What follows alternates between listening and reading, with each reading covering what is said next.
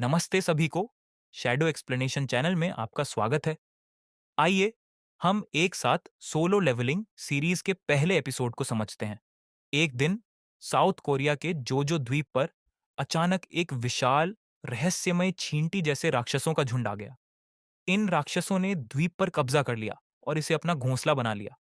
इसके बाद दक्षिण कोरिया को द्वीप को फिर से हासिल करने के लिए कई हंटर्स को भेजने की जरूरत पड़ी। द्वीप के एक हिस्से में एक टीम योजना बना रही थी कि वे इन चींटियों को उनके घोंसले से बाहर लाकर नष्ट कर देंगे। हालांकि जब उन्होंने शारीरिक और जादुई हमलों के साथ चींटियों पर हमला किया तो वे नाकाम रहे। इन चींटियों ने टीम के सभी सदस्यों को जल्दी ही निगल लिया। इस संकटपूर्ण स्थिति में एक हंटर आया जिसने उनकी मदद की। उसने बड़ी तेजी से आकर टीम लीडर पर हमला करने वाली चींटी को दूर किया और सभी के घावों को ठीक करने के लिए एक उपचार जादू डाला। उसका नाम था बोंगू और वह एक उपचार जादूगर था। इसके बाद जब चींटियां फिर से हमला करने के लिए कूदी तो बोंगू के दो दोस्तों ने आकर उनकी मदद की। दोनों बहुत शक्तिशाली थे और एस रैंक के हंटर थे। इनमें से एक का नाम था यिन हो, जो लाल बालों वाला था, और दूसरे का नाम था उन्नुक, जो भूरे बालों वाला था। इन दोनों ने मिलकर चींटियों को नष्ट कर दिया। एक विशाल सफेद चींटी जो शायद इन राक्षसों का नेता था ने हमला किया, लेकिन वह जल्दी ही हार गई। हालांकि यह वह असली नेता नहीं था, क्योंकि फिर एक साथ कई और समान चींटियां बाहर आईं। इसके बाद जिन्होंने अपनी पूरी शक्ति का प्रदर्शन करते हुए सुप्रियन रूप में बदलकर लड़ाई शुरू की। उन्नुक ने आकाश से बिजली के बौछारें भेजकर यिन्हो की मदद की और एक साथ उन्होंने चींटियों पर हमला किया। इस बीच द्वीप के दूसरे हिस्से में एक और हंटर समूह भी इन चींटियों का सामना कर रहा था। वहां एक और एस रैंक हंटर था जिसका नाम था चोई। उसने एक ही वार में सामने की सारी लाल चींटियां खत्म कर दी। अब सवाल ये था कि ये राक्षस कहां से आए और सरकार ने इन्हें खत्म करने के लिए आधुनिक हथियारों का इस्तेमाल क्यों नहीं किया। इसके बजाय हंटर्स को क्यों भेजा गया ताकि वे इन राक्षसों से नजदीकी लड़ाई करें। इसका जवाब था कि कई दशकों पहले दुनिया भर में पोर्टल्स द्वार खुलने लगे थे। ये पोर्टल्स अन्य अंतरिक्ष आयामों से जुड़े हुए थे और इन आयामों के पीछे ऐसे राक्षस थे जिन्हें मानवीय हथियारों से हराया नहीं जा सकता था। इन राक्षसों के आने के साथ ही कुछ लोग विशेष शक्तियां प्राप्त करने लगे। इन लोगों को हंटर कहा गया। हंटर्स की शक्ति उनके शरीर में मौजूद जादुई शक्ति के आधार पर होती है और उन्हें 6 रैंक में बांटा जाता है: एस, ए, बी, सी, डी और ई। एक बार जब कोई हंटर जागृत हो जाता है तो उसकी रैंक स्थिर रहती है और वह आगे नहीं बढ़ सकती। वर्तमान समय में दक्षिण कोरिया में कुछ निम्न रैंक के हंटर्स एक डंगन के दरवाजे के सामने इकट्ठा हो रहे थे।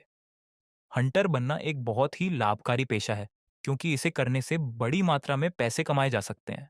ये एक लड़के की कहानी है जिसका नाम जिनवू है। उसके शरीर पर कई घाव हैं, लेकिन उसके पास एक विशेष शक्ति नहीं है जो उसे एक शक्तिशाली शिकार बना सके। जब वह किसी भी डंगन में शामिल होता है तो वह डंगन बेहद आसान मान लिया जाता है। उसे सबसे कमजोर हंटर कहा जाता है। इतना कमजोर कि जब वह किसी भी छोटे डंगन में जाता है तो अस्पताल में भर्ती हो जाता है। पिछली डंगन राइड के दौरान उसके साथी हंटर उससे बहुत ऊंचे रैंक के थे, लेकिन उन्होंने खर्च बचाने के लिए हीलिंग मैज को नहीं रखा था, जिससे जिनवू को कोई उपचार नहीं मिल पाया था। जब डंगन राइड शुरू होती है तो टीम का नेतृत्व सोंग चियन करते हैं। सभी के पास अच्छे उपकरण होते हैं, लेकिन जिनवू के पास एक साधारण चाकू और बहुत कम जादुई शक्ति है। उसकी आय बहुत कम है, इसलिए वह ज्यादा कुछ नहीं खरीद सकता। शिकारियों की कमाई डंगन से प्राप्त संसाधनों को बेचकर होती है, जैसे कि मजबूत राक्षसों द्वारा छोड़ी गई जादुई पत्थर जो हथियार और कवच बनाने में काम आते हैं। ये पत्थर पर्यावरण के लिए अच्छे होते हैं और सरकार द्वारा इन्हें नवीकरणीय ऊर्जा स्रोत माना जाता है। इसलिए शिकारियों का काम बहुत महत्वपूर्ण है। जिनवू एक गोब्लिन को मारकर एक जादुई पत्थर इकट्ठा करता है, लेकिन वह ध्यान नहीं देता और एक दूसरे गोब्लिन से गंभीर रूप से घायल हो जाता है। उसका चाकू टूट जाता है, लेकिन एक बूढ़ा आदमी उसकी मदद करता है और उसे ठीक करता है। जब जिनवू होश में आता है तो टीम पहले ही बांस को हरा चुकी होती है। वह निराश होता है और समझाता है कि अगर वह अपनी लापरवाही जारी रखेगा तो जल्दी ही उसकी जान खतरे में पड़ जाएगी। टीम जब लूट इकट्ठा कर रही होती है तो उन्हें एक रहस्यमय रास्ता मिलता है जो ये संकेत करता है कि यह डंगन 2 मंजिलों वाला हो सकता है। हंटर एसोसिएशन के नियमों के अनुसार उन्हें रिपोर्ट करना होता है, लेकिन कुछ सदस्य डंगन को आगे बढ़ाने और ज्यादा धन कमाने का मौका नहीं छोड़ना चाहते। वे इस पर मतदान करते हैं और जिन वू का वोट निर्णायक बन जाता है। डोनी कंजन उसके लिए बहुत खतरनाक है, लेकिन उसकी मां अस्पताल में इलाज के लिए है और उसकी छोटी बहन अगले साल विश्वविद्यालय शुरू करने वाली है। आखिरकार वह अपने परिवार का भरण पोषण करने के लिए फैसला करता है। दृश्य हंटर एसोसिएशन मुख्यालय में शिफ्ट होता है, जहां एक जादुई शक्ति मूल्यांकन परीक्षण हो रहा है। परिणाम आते ही जिनके पास शक्तियां होती हैं उन्हें विभिन्न गिल्ड्स द्वारा तुरंत भर्ती कर लिया जाता है। जितनी उच्च रैंक होती है उतने ही अधिक फायदे मिलते हैं। इस बीच सड़कों पर एक पर्स छीनने की घटना होती है। दो चोर सोचते हैं कि वे बच गए, लेकिन अचानक एक लड़की उनके रास्ते में आ जाती है। एक पल में वह पर्स वापस लेकर पीड़ित को दे देती है, जिससे चोर जमीन पर गिर पड़ते हैं। ये खूबसूरत लड़की एस रैंक हंटर चाइन है। अपनी आदर्श को पहचानकर लोग इर्द गिर्द इकट्ठा हो जाते हैं और तस्वीरें लेने की कोशिश करते हैं, लेकिन वह शर्मीली लड़की पास की इमारतों पर कूद जाती है और गायब हो जाती है। डंगन में जिनवू को बहुत पछतावा हो रहा है कि उसने डूई की इच्छा के बावजूद उसे छोड़ने का फैसला किया।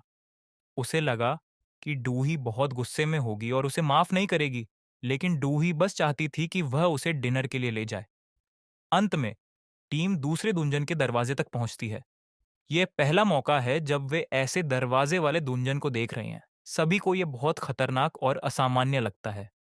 पुरस्कारों के नियम उन्हें अंधा कर देते हैं। वे चेयरमैन गोगणे की चेतावनियों को अनदेखा कर देते हैं, जो कहते हैं कि दुंजन रहस्यमय होते हैं और हंटर्स को जिंदा रहने के लिए अपनी जान से दांव लगाना पड़ता है। वे डरपोक नहीं हो सकते। जैसे ही वे कमरे में प्रवेश करते हैं, अचानक आग जल जाती है। वे पुराने विशाल मूर्तियों से घिरे होते हैं। यहाँ कोई राक्षस नहीं है, लेकिन एक अजीब सी घबराहट का एहसास सबको हो रहा है।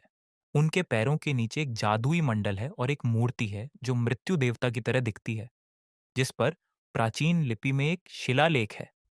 यह कैथनॉन मंदिर है और शिलालेख में नियम लिखे हुए हैं। नियम 1, भगवान की पूजा करें। नियम 2, भगवान की प्रशंसा करें। और नियम 3, भगवान में विश्वास रखें। जो लोग इन आदेशों का पालन नहीं करेंगे वे नहीं बच पाएंगे। अचानक डूही ने जिनवू को घबराहट में पकड़ लिया, क्योंकि उसने देखा कि क्राउन मूर्ति की आंख हिल रही है। जिनवू ने इसे उसकी कल्पना समझा, लेकिन तभी दरवाजा बंद हो जाता है और दोंगजन बंद हो जाता है। सभी लोग घबराहट में आ जाते हैं। एक व्यक्ति जो शुरुआत से ही बाहर जाने की कोशिश करता है, वह अचानक गेटकीपर मूर्ति द्वारा तेजी से सिर काटकर मर जाता है। जिनवू अपनी आंखों पर विश्वास नहीं कर पा रहा है, क्योंकि एक मजबूत हंटर एक पल में मर जाता है। उसने याद किया कि चेयरमैन ने चेतावनी दी थी, और अब वह देखता है कि सबसे बड़ी मूर्ति वास्तव में उसकी ओर देख रही है। जिनमू ने कई बार मौत का सामना किया है, खो जाने, फंसने और कंगाल होने के बाद भी। जबकि दूसरे हंटर बेहतर उपकरण खरीद रहे थे, उसके पास एक सस्ता चाकू और पुराने जूते थे। हमेशा अपनी जान से खेलता था। शायद यही सतर्कता उसे खतरे का एहसास दिलाती है। वह तुरंत सभी को नीचे झुकने के लिए कहता है। जैसे ही सुपरमैन जैसी मूर्ति अपनी आंखों से 2 लेजर बीम फायर करती है, जो सब कुछ भस्म कर देती है। एक टीम सदस्य दुर्भाग्यवश राख में बदल जाता है।